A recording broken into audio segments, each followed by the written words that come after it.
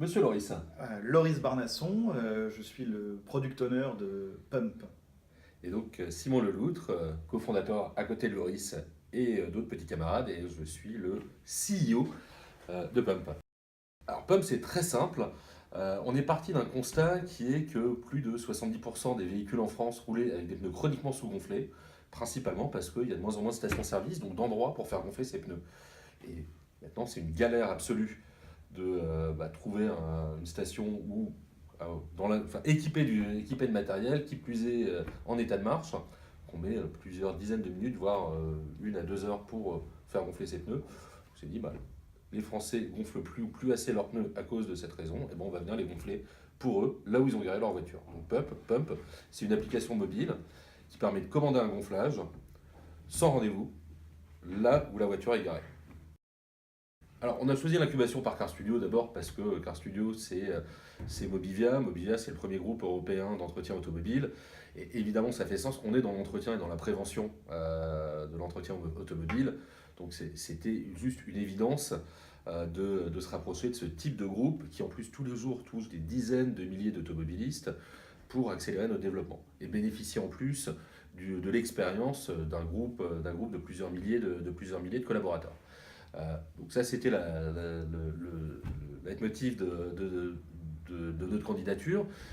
Aujourd'hui, on en est où? D'abord, quand on est arrivé chez Car Studio, Pump, c'était encore un projet papier, même s'il y avait les développements qui avaient très largement commencé, mais on ne s'était pas encore confronté au marché.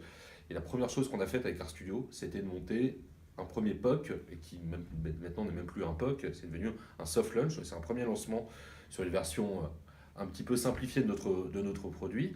Une première étape et qui nous a permis d'avoir nos premiers clients. Donc de valider, grâce à Car Studio, que ce produit un peu fou, de dire on va vous faire payer pour un service de gonflage de pneus, pour valider que les automobilistes étaient prêts à le faire parce qu'ils avaient une telle douleur à trouver où gonfler leurs pneus que ça faisait sens.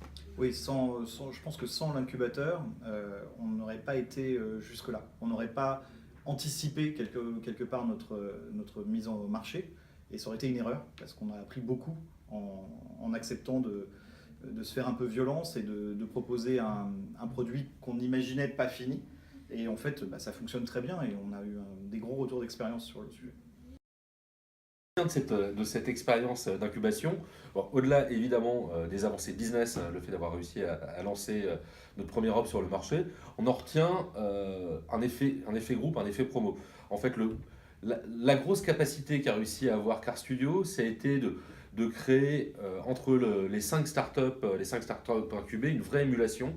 Et aujourd'hui, ce sont potentiellement des partenaires business demain, parlons des autres startups, puis des amis, c'est des gens avec qui on a créé un réseau. Et il y a tout un esprit d'entraide, coup de main, qu'on peut se donner. Et puis à côté de ça, avec Noroto, c'est aussi une première étape vers une collaboration qu'on est en train de mettre en place sur des offres commerciales très opérationnelles. Un incubateur comme Car Studio, c'est de temps en temps se mettre devant un miroir en se disant attends, tout n'est pas si beau que ça. J'en parle toute connaissance de cause. Et de temps en temps se faire violenter. Et c'est le gros avantage d'avoir quelqu'un en face de soi qui a du répondant et qui faire du ping-pong, qui va vous centrer sur des vraies problématiques opérationnelles et pas sur tout le bruit à côté sur lequel on a tendance à travailler et vous faire refocuser sur l'essentiel. Et pour nous, l'essentiel, c'était de sortir quelque chose très très vite.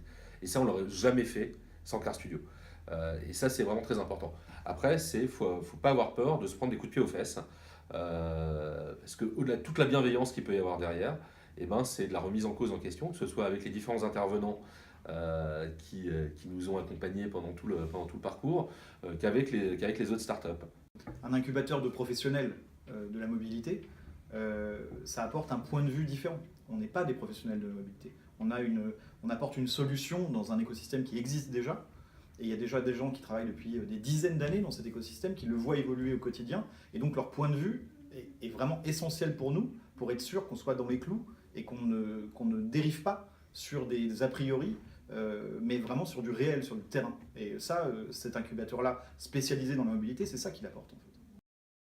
S'il y a un mot pour qualifier, un seul mot pour qualifier cette incubation, c'est bienveillance. Bienveillance de tout le monde. C'est-à-dire qu'on n'est pas là, on est là pour nous aider à avancer plus vite et à prouver que notre idée, tout ce qu'on a pu poser sur le papier et tous les développements qu'on a pu faire vont pouvoir fonctionner sur le marché. Et donc tous les coups de pied aux fesses qu'on peut prendre sont des coups de pied aux fesses bienveillants. Euh, Après, le mot de la fin, c'est allez-y.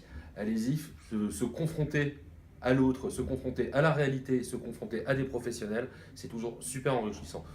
Chacun en tirera ce qu'il peut en tirer, nous on en a tiré beaucoup, mais c'est toujours une expérience très très forte à vivre et c'est ce qui nous a permis de gagner plusieurs mois.